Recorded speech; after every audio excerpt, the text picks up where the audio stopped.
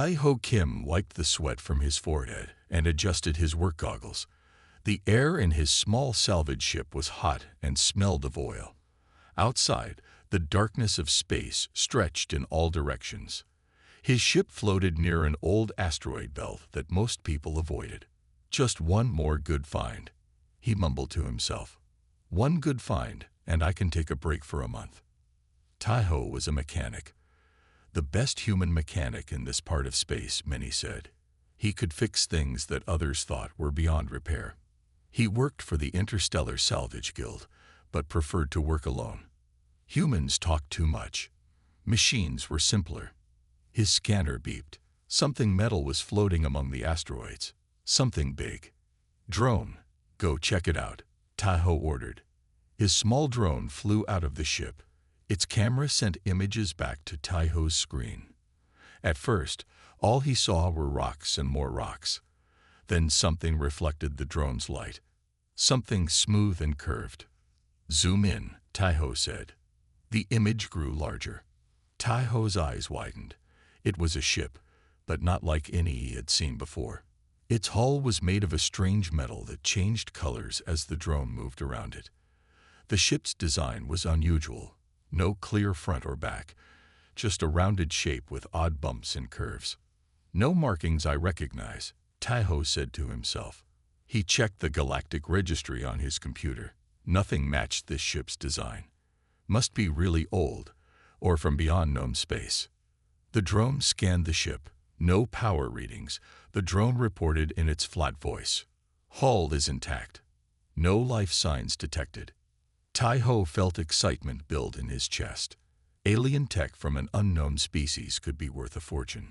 More importantly, it would be interesting. Different. New. I'm going in, he decided. He guided his salvage ship closer and docked with the alien vessel. The drone beeped a warning. Caution advised. Unknown ship origin. Possible hazards. Stay close to me, Tai-Ho told the drone. He put on his spacesuit, grabbed his tool bag, and entered the airlock. When the door opened to the alien ship, darkness greeted him. Tai-Ho turned on his suit lights and stepped forward. The air was stale but breathable according to his suit sensors. He removed his helmet, but kept his suit on. The ship's hallways were curved and taller than a human would need. The walls had strange markings, not writing exactly, but patterns that seemed to mean something. Tai-Ho ran his gloved hand along one wall. The material felt warm, almost alive. Drone, record everything, he said. Deeper into the ship, Tai-Ho found signs of trouble. Large scratch marks ran along the walls. Equipment was broken. Dark stains covered the floor in some places. Blood. Tai-Ho wondered aloud, or whatever passed for blood in the crew. He found what looked like a control room. The screens were dark. Strange seats too large for humans sat empty before the controls. Whoever built this ship was big, Tai-Ho told his drone. Maybe twice human size. He tried to power up the systems, but nothing responded. Whatever happened here had happened long ago. The ship was completely dead. Tai-Ho continued his exploration. He found rooms that might have been living quarters, a large area that resembled a dining hall, and storage rooms filled with containers whose contents he couldn't identify. Then he found the medical bay. At least, that's what it seemed to be. The room was filled with bed-like platforms and equipment that looked medical in nature. Most interesting was a large tube in the center of the room. Unlike the rest of the ship, this tube had a faint blue glow. Tai-Ho approached carefully. The tube was filled with a clear liquid. Floating inside was a creature unlike any Tai-Ho had seen before. It resembled a wolf from old Earth pictures, but much larger, the size of a small horse. Its fur was silver with black markings. Along its spine, metal implants were visible under the fur. The creature's eyes were closed, and it didn't move. Is it dead? Tai-Ho asked his drone. The drone scanned the tube. Life signs present, but weak. The creature is in suspended animation. This stasis pod is operating on emergency power. Power levels critical. Tai-Ho studied the pod's controls. They were alien, but he understood machines. This one was failing. Within days, maybe hours, it would shut down completely. And then what happens to Wolf Thing? Tahoe asked. Based on the creature's current condition, system failure would result in death, the drone answered. Tahoe frowned. The creature was clearly injured. The metal implants along its spine seemed damaged. He noticed dried blood around its lower body. Some kind of paralysis, he wondered. They put it in stasis before they could complete treatment. As he examined the pod, Tahoe noticed something else. The creature wore what looked like a collar. Embedded in the collar was a small crystal that glowed with an inner light. Drone, what's that crystal? The drone scanned it. Unknown material. Contains data signatures, possibly a storage device. Tahoe made a decision. We're taking it with us. The drone beeped in alarm. Protocol violation. Removal of alien life forms prohibited by Interstellar Salvage Guild regulations. Possible legal consequences. It'll die if we leave it, Tahoe argued. We can't just let it die. He began examining the stasis pod, trying to figure out how to safely disconnect it without killing the creature inside. It was complicated, but machines were what Tahoe understood best. After an hour of careful work, he had the pod ready to move. "Help me get this to our ship," he told the drone. As they prepared to leave, a low rumble shook the alien vessel. Lights Tahoe hadn't seen before began to flash red along the walls. "What's happening?" he asked. The drone's sensors went wild. Energy surge detected. The ship's self-destruct system has activated. Now you tell me. How long do we have? Approximately 7 minutes. Tahoe worked faster than he ever had before. With the drone's help, he pushed and pulled the stasis pod through the alien ship's corridors. The rumbling grew stronger. Pieces of the ceiling began to fall around them. 5 minutes remaining, the drone announced. They reached the airlock connecting to Tahoe's salvage ship. The pod was too big to fit through easily. 3 minutes remaining. "Shut up and help me," Tahoe shouted. He disconnected parts of the pod that seemed non-essential, making it narrower. 2 minutes remaining. With a final push, the pod squeezed through the airlock. Tahoe jumped in after it and sealed the door. "Get us out of here," he yelled to his ship's computer. The salvage ship disconnected from the alien vessel and began to move away. Through the viewport, Tahoe watched as strange lights pulsed along the alien ship's hull. 30 seconds remaining, the drone said. "Faster." Tahoe ordered his ship. The engines strained as they put distance between themselves and the alien vessel. Then it happened. The alien ship didn't explode as Tahoe expected. Instead, it seemed to collapse inward, folding in on itself until it was just a point of intense light.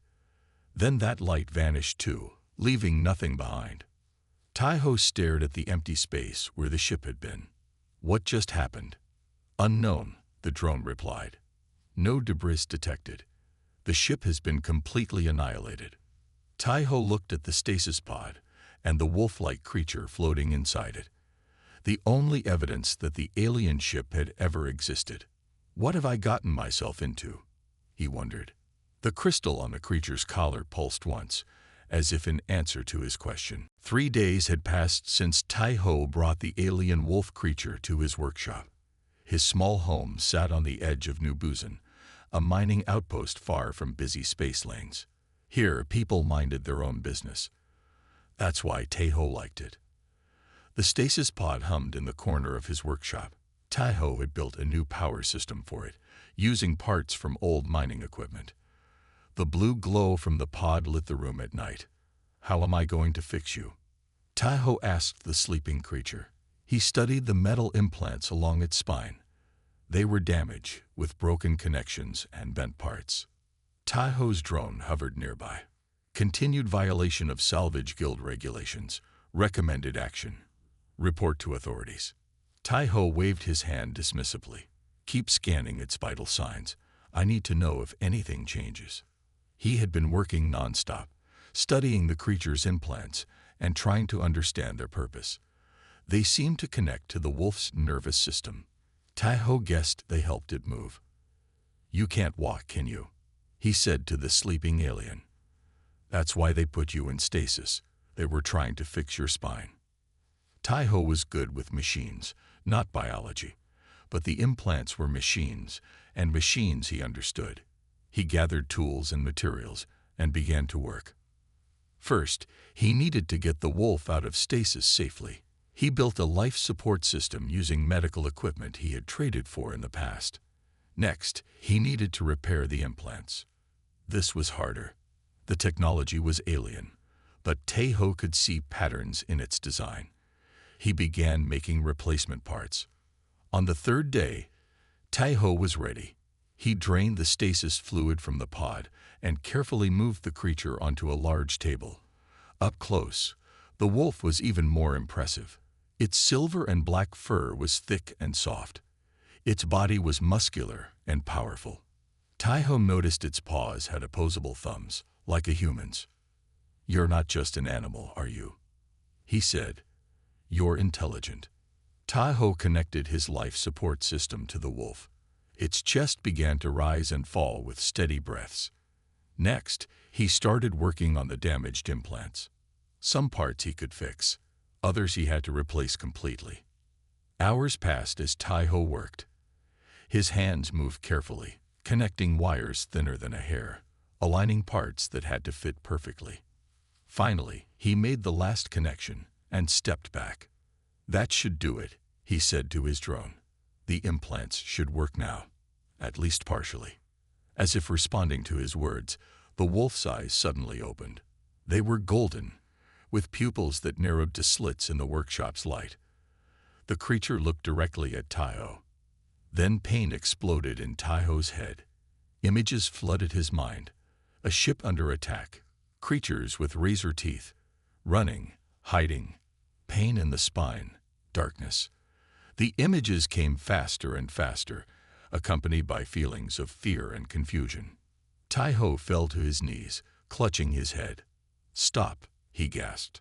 The mental assault continued for several more seconds, then stopped abruptly. Taiho collapsed on the floor, unconscious. When he woke up, the workshop was quiet.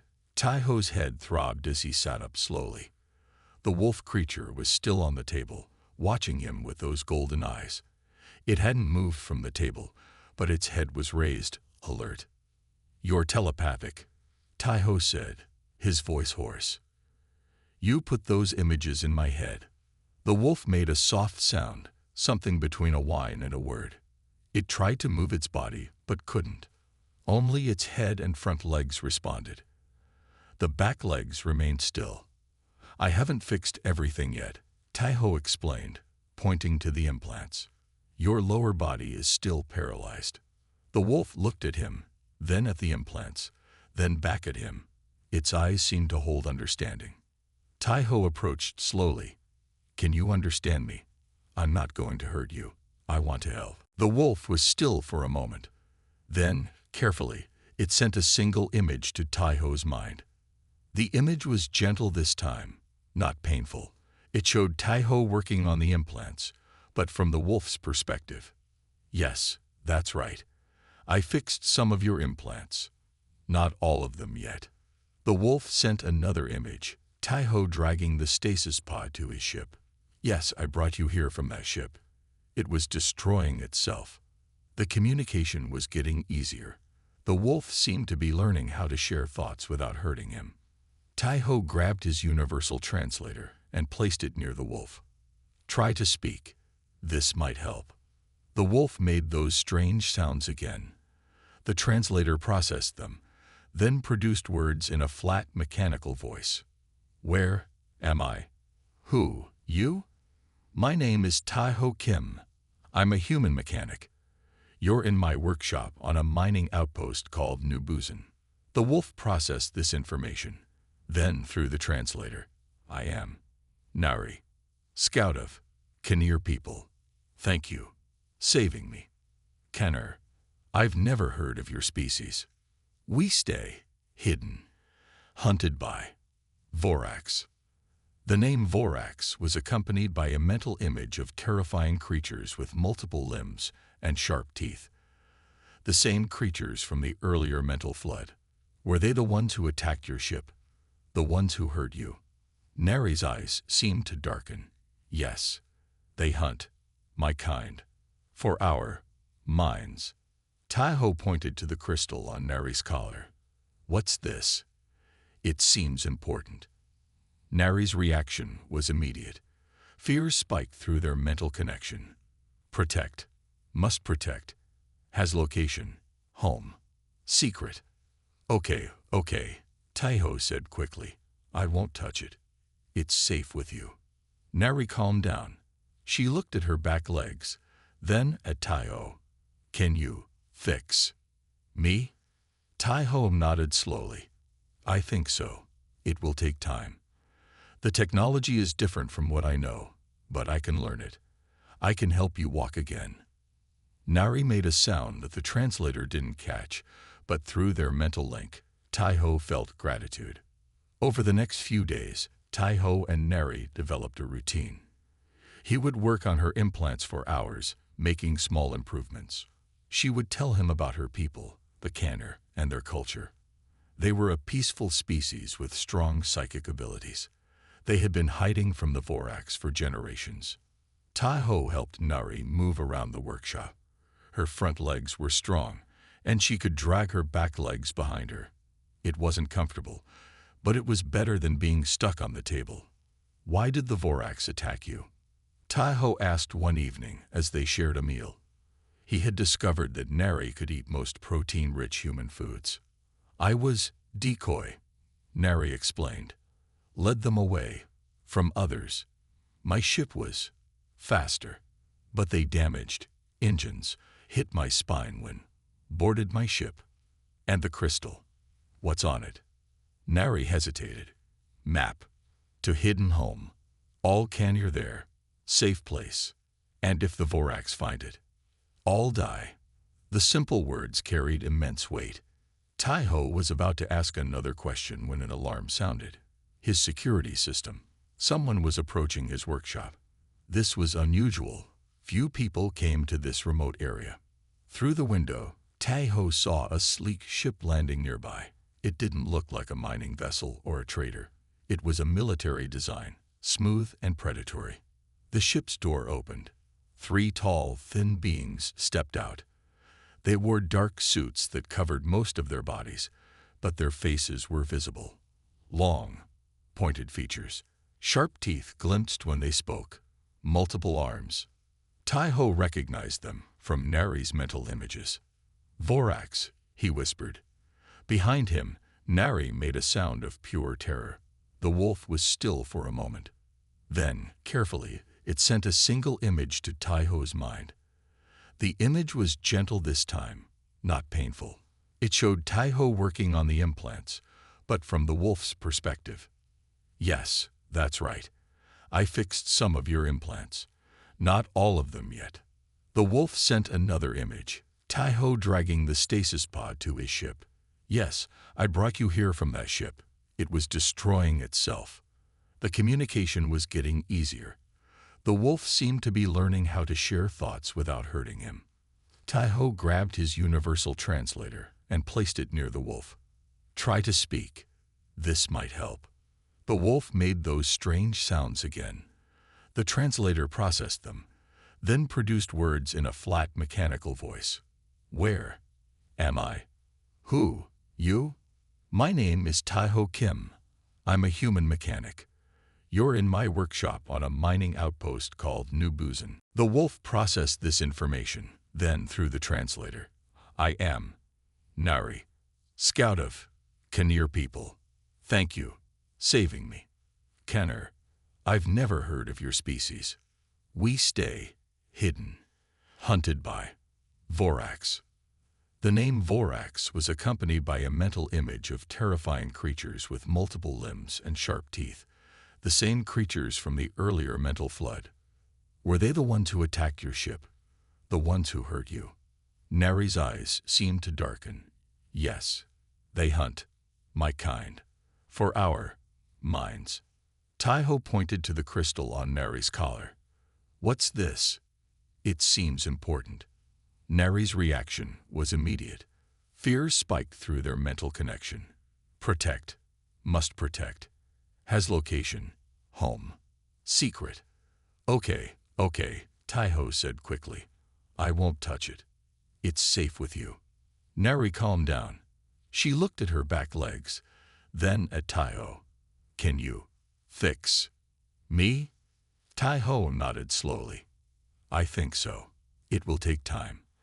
The technology is different from what I know, but I can learn it. I can help you walk again." Nari made a sound that the translator didn't catch, but through their mental link, Tai-Ho felt gratitude. Over the next few days, Tai-Ho and Nari developed a routine. He would work on her implants for hours, making small improvements. She would tell him about her people, the Canner, and their culture. They were a peaceful species with strong psychic abilities. They had been hiding from the Vorax for generations. Tai-Ho helped Nari move around the workshop. Her front legs were strong, and she could drag her back legs behind her. It wasn't comfortable, but it was better than being stuck on the table. "Why did the Vorax attack you?" Tai-Ho asked one evening as they shared a meal. He had discovered that Nari could eat most protein-rich human foods. "I was decoy," Nari explained. "Led them away from others. My ship was faster, but they damaged engines, hit my spine when boarded my ship. And the crystal. What's on it?" Nari hesitated. "Map to hidden home. All Kenyer there. Safe place. And if the Vorax find it, all die." The simple words carried immense weight. Tai-Ho was about to ask another question when an alarm sounded. His security system. Someone was approaching his workshop. This was unusual. Few people came to this remote area. Through the window, Tai-Ho saw a sleek ship landing nearby. It didn't look like a mining vessel or a trader. It was a military design, smooth and predatory. The ship's door opened. 3 tall, thin beings stepped out. They wore dark suits that covered most of their bodies, but their faces were visible. Long, pointed features. Sharp teeth glimpsed when they spoke. Multiple arms. Tai-Ho recognized them from Nari's mental images. "Vorax," he whispered. Behind him, Nari made a sound of pure terror. "Hide," Tai-Ho whispered urgently. He helped Nari move behind a large machine in the corner of his workshop. "Stay quiet and don't move." Nari's golden eyes were wide with fear, but she nodded. The translator beside her was turned off to avoid any noise. There was a loud knock at the door. Tai-Ho took a deep breath, wiped his hands on a rag, and walked to answer it. 3 Vorax stood outside. Up close, they were even more frightening. They stood nearly 7 feet tall, with thin bodies and 4 arms each. Their skin was pale gray, and their faces had no nose, just breathing slits. Their mouths were filled with needle-like teeth. "Greetings, human," the middle one said in a smooth voice. "I am Captain Hack of the Vorax Trade Commission. May we enter?" Tai-Ho kept his face blank. "What brings Vorax to New Buzan? We don't see your kind here often." "A diplomatic mission," Captain Hack said. His black eyes didn't blink. "We are visiting outposts in this sector to improve relations." It was a lie. Tai-Ho knew it, but he nodded and stepped aside. "Please come in. My workshop isn't fancy." The 3 Vorax entered, their heads nearly touching the ceiling. They looked around with quick, jerky movements. Tai-Ho noticed they had retractable claws on each hand. "You are a mechanic," Captain Hack observed. "Yes, I fix things, salvage old ships sometimes." "Interesting. Have you found anything unusual lately in your salvage work?" Tai-Ho's heart beat faster, but his face showed nothing. Just the usual junk. Engine parts, control panels, nothing special. Captain Hack walked slowly around the workshop, his lower arms clasped behind his back, upper arms gesturing as he spoke. We are particularly interested in a small scout ship that went missing in this sector. It was very valuable to us. I haven't seen any scout ships, Taiho said. Just old cargo vessels. The Vorax nearest to the machine hiding Neri paused. He sniffed the air with his breathing slits. Captain, I detect an unusual scent. Taiho moved quickly to a shelf. Probably my lunch.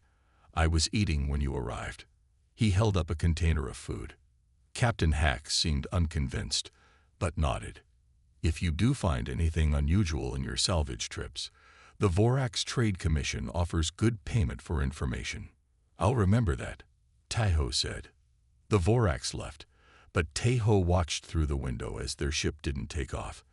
Instead, more Vorax exited the vessel and began spreading out across the outpost.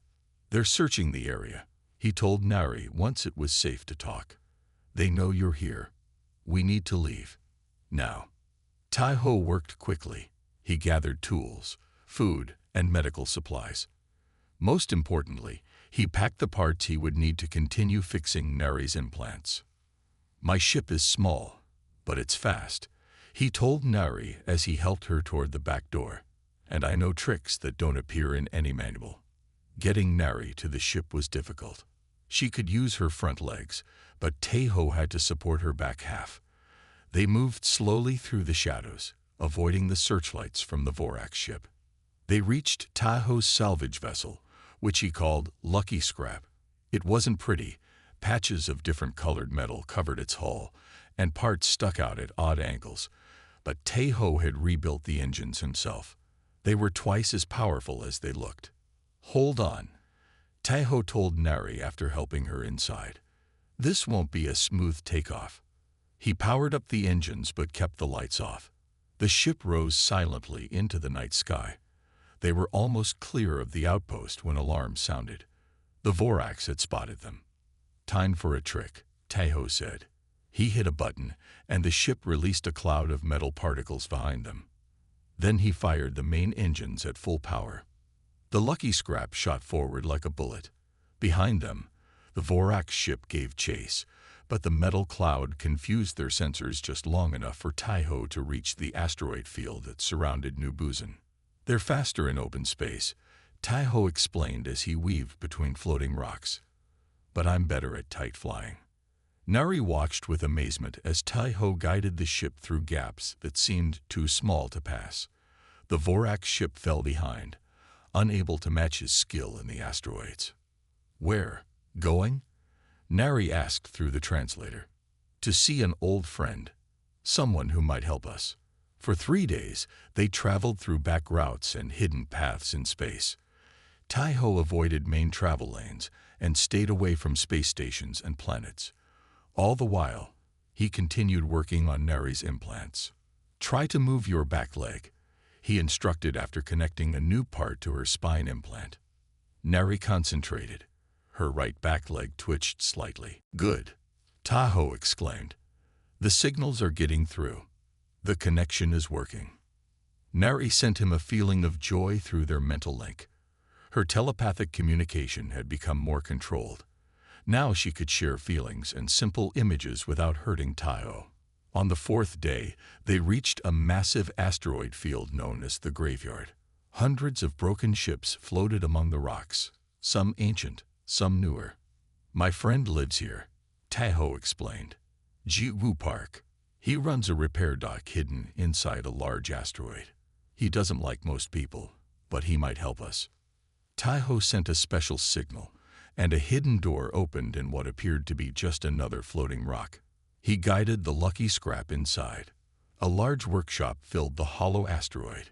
Ships in various states of repair sat on platforms. In the center stood a wiry man with gray hair in a ponytail. He held a large wrench like a weapon. Taiho Kim, the man said as they landed. I didn't expect to see you again. Last time you were here, you said my prices were too high. They are too high, Ju-Woo, Taiho replied as he exited his ship, but I need your help anyway. Jae-Woo's eyes widened when Taiho helped Nari out of the ship. What have you gotten yourself into this time? Is that a canner? Yes, Taiho confirmed. The Voraks are hunting her. Us now. Jiwoo cursed. You always bring trouble. Why should I risk my neck for you? Because I saved your life at the Battle of Terran 3, Taiho replied calmly. And because I'm still the only one who can fix that ancient drive system you're so proud of. Jiwoo grumbled but lowered his wrench. 3 days. You can stay 3 days. Then you're gone. Vorak's problem. And all. Thank you, Taiho said. And I need parts. For her implants. Jiwoo studied Nari with interest. Cybernetic spine connection. Advanced design. I might have some components that could work. For the next 2 days, Taiho and Jiwoo worked together on Nari's implants. Jiwoo knew more about alien tech than Taiho, and together they made significant progress. By the end of the second day, Nari could stand on all 4 legs, though her movements were shaky and clearly painful. You are amazing, Nari told Taiho that night as she carefully walked across the room. Each step was difficult, but she was walking. Not done yet, Taiho said. The connections aren't perfect. We need better parts. But I can walk. First time since attack. While Nari rested, Taiho worked on decoding the data crystal from her collar. Jiwoo helped with his more advanced computers. It's encrypted, Jiwoo said. But I'm starting to break through. It's definitely a star map. On the morning of the 3rd day, alarms blared throughout the hidden dock. Jiwoo checked his security screens. A ship just entered the graveyard, he reported. Not Vorak's design. Looks like a hunter vessel. Bounty hunter, Taiho asked. Probably. The Voraks must have put a price on your heads. The screen showed a sleek, black ship moving through the asteroid field. It was following the same path they had taken. They're tracking us somehow, Taiho realized.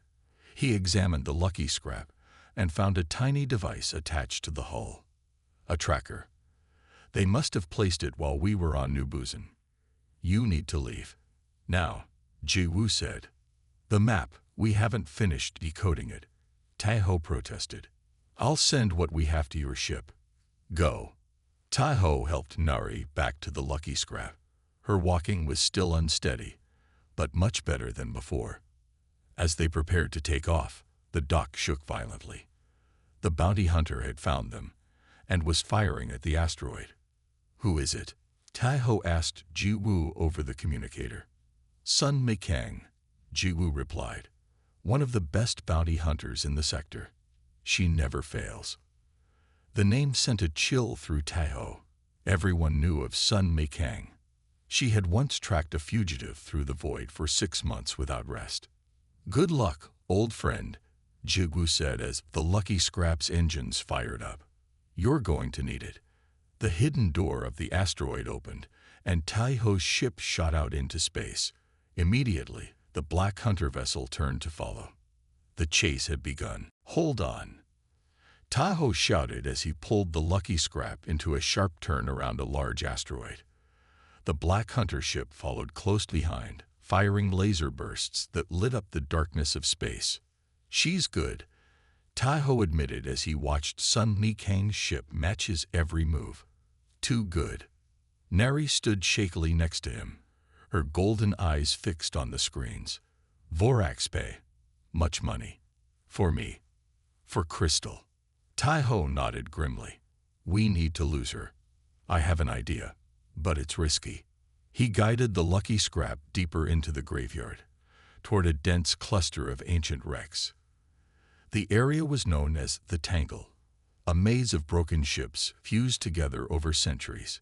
Few pilots dared to enter it. I can fly through. Not sure she can, Taiho explained. The lucky scrap slipped between 2 hulks of long-dead cruisers. Sunma's ship followed, still firing. Taiho weaved through narrow gaps, scraping the sides of his ship against metal debris. Warning lights flashed on his console, but he ignored them. Almost through, he muttered. Suddenly, a massive explosion rocked the tangle behind them. Taiho checked his rear screens and saw Sunma's ship spinning out of control, its left engine in flames. We hit her, Nari asked. No, she hit something else. Lucky for us. They emerged from the tangle and Taeho pushed the engines to full power. The data from Jiwoo had given them coordinates, somewhere in the far reaches of uncharted space. Can you tell me more about your people's home? Taeho asked as they traveled. Nari settled beside his chair, her legs still unsteady but working. Not planet. Not like others think. Special place. Protected by. Shield of ancestors. Need Kinnear mind to enter. A psychic shield. That's how you've stayed hidden from the Vorax. Yes. Vorax cannot pass. Only Kinnear. And friends of Kinnear. After 3 days of travel, they reached the edge of known space. The stars were fewer here, the darkness deeper. Taeho checked the coordinates again. This is it, but I don't see anything special. Nari stood up, her legs stronger now thanks to Taeho's continued work on her implants. Need me to see. She closed her golden eyes, and the crystal on her collar began to glow. Taeho felt a gentle touch in his mind, Nari sharing her vision. Slowly, something appeared in the blackness ahead. A subtle shimmer, like heat rising from hot ground. The shield, Nari explained. Need to call to it. Nari began making a series of sounds that the translator couldn't interpret. The crystal glowed brighter. Taeho noticed Nari's legs trembling with effort. Your implants can't handle the strain, he said with concern. The power draw is too much. Nari continued despite the pain. Must reach home. Must warn others. Taeho made a quick decision. He grabbed his tools and opened a panel on his own prosthetic hand, a replacement for one he had lost in an accident years ago. I'm giving you more power, he told Nari. He disconnected circuits from his prosthetic and attached them to Nari's spine implants. Pain shot up his arm as his hand went dead, but he ignored it. The crystal flared with new energy. The shield ahead rippled and began to part, creating an opening just large enough for their ship. Go, now, Nari urged. Taeho guided the lucky scrap through the opening. As they passed the shield, the ship shuddered and the screens went blank for a moment. When they came back on, Taeho gasped. Before them floated the most unusual thing Taeho had ever seen. It wasn't a planet as he had expected. Instead, a massive structure filled the space ahead. A vessel so enormous it dwarfed any ship Taeho had ever encountered. It was shaped like a wheel with spokes connecting to a central hub. The surface shimmered with lights and movement. That's your home? Taeho asked in awe. The Great Wheel, Nari confirmed. Home of all Kinnear. We travel stars. For many generations. The lucky scrap was guided into a docking bay by an unseen force. When they landed, dozens of creatures like Nari waited for them. Silver and black wolf-like beings of various sizes. They all wore collars with crystals similar to Nari's. As Taeho helped Nari exit the ship, the waiting Kinnear lowered their heads in what seemed like respect. One larger Kinnear stepped forward, its fur more silver than black, showing age. Welcome home, Scout Nari. A voice spoke directly in Taeho's mind. And welcome, human friend. I am Elder Mun, leader of the council. Taeho bowed slightly. I'm Taeho Kim. I found Nari in a damaged ship and tried to help fix her implants. Elder Mun studied him with wise eyes. You have done more than fix implants, Taeho Kim. You have shown great courage and kindness. Several Kinnear approached Nari and helped her to a medical area. Others invited Taeho to follow. The inside of the Great Wheel was like a small world, gardens, living areas, workshops, all contained within the massive vessel. We must speak of urgent matters. Elder Mun told them once Nari's implants had been properly repaired by Kinnear healers. The Vorax hunt us with new determination. In a large chamber, the Kinnear Council gathered. 12 elders formed a circle, with Taeho, Nari, and Elder Mun in the center. The crystal contains vital information, Nari explained. The Vorax found one of our old outposts. They learned of the Great Wheel's existence. "Why do they hunt you so desperately?" Taiho asked. Elder Mun shared an image in Taiho's mind, an ancient text written in strange symbols. "There is a prophecy among the Vorax. It says that the joining of Kanir and human will bring their downfall."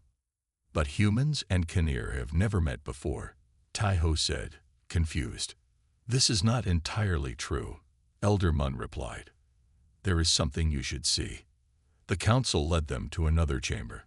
Here, images of Earth filled the walls, ancient Earth, with primitive humans, and alongside them were creatures that looked like smaller versions of the Kanir. "Long ago, some of our kind visited Earth," Elder Mun explained. "They found early humans struggling to survive. They'd bonded with humans, helped them hunt, kept them warm, protected their young." Taiho stared at the images in shock. "Dogs," he whispered. "You're saying Kanir are related to Earth dogs?" "Our ancestors bred with Earth wolves," Elder Mun confirmed. "Over time, their offspring evolved alongside humans. The bond between your species and ours is ancient and deep." Nari moved closer to Taiho. "This is why I could connect with your mind so easily. Why you understood my needs." Suddenly, alarms blared throughout the Great Wheel. A Kanir rushed into the chamber. "Elder, Vorax ships have appeared. Many ships. They found us." "How?" Elder Mun demanded. "The shield cannot be penetrated by Vorax minds." "They followed a tracker," came a new voice. At the chamber entrance stood a human woman in a black flight suit. "A tracker I placed on Taiho's ship." "Sun Li Kang," Taiho said, recognizing the bounty hunter. Sun Li nodded. "The same. The Vorax didn't tell me what I was hunting. When I realized, I disabled the tracker, but not before they got a signal." "Why are you here?" Nari asked. "To help," Sun Mai replied simply. "I don't hunt endangered species. I hunt criminals. The Vorax lied to me." Elder Mun accepted her words with a nod. "Then we must prepare. The Vorax fleet approaches, and our defenses are not meant for battle." "I can help with that," Taiho said, his mind racing. "Your ship systems are advanced, but I see ways to improve them for defense, and Sun Mi knows Vorax tactics." The next hours were a blur of activity. Taiho worked with Kanir engineers to modify their systems, turning energy fields meant for space travel into shields. Sun Mi helped organize defense groups at key points of the Great Wheel. When the Vorax fleet arrived, they attacked immediately. Their ships surrounded the Great Wheel, firing weapons designed to penetrate the hull. Taiho's shields held at first, but began to weaken under the constant assault. Vorax boarding parties breached several areas. Sun Mi led defense teams to push them back, her knowledge of Vorax weaknesses proving valuable. But the true turning point came when Nari suggested something unexpected. "Our minds. Together. All Kanir. With Taiho directing." Elder Mun understood immediately. A psychic counterattack, with human logic guiding our power. The Kanir Council gathered all their people. Thousands of minds joined together, with Taiho at the center of their mental web. Though he had no psychic powers of his own, his connection to Nari allowed him to direct their combined energy. The resulting psychic wave struck the Vorax fleet like a physical blow. Ships spun out of control. Vorax soldiers collapsed, their minds overwhelmed. In the chaos, Sun Mai led a small team to the Vorax command ship. They captured Captain Hack himself. "The prophecy," he hissed when brought before the council. "It has begun. The prophecy is fulfilled." Elder Mun agreed. "Human and Kanir are joined again, as in ancient days. Your people will leave us in peace, or face the consequences." The defeated Vorax fleet retreated, taking their captured captain with them. For the first time in generations, the Kanir had hope for a future without hiding. In the days that followed, Taiho was honored by the Kanir Council. Elder Mun offered him a place among them. "You have proven that the ancient bond between our species remains strong," the elder said. Will you stay with us?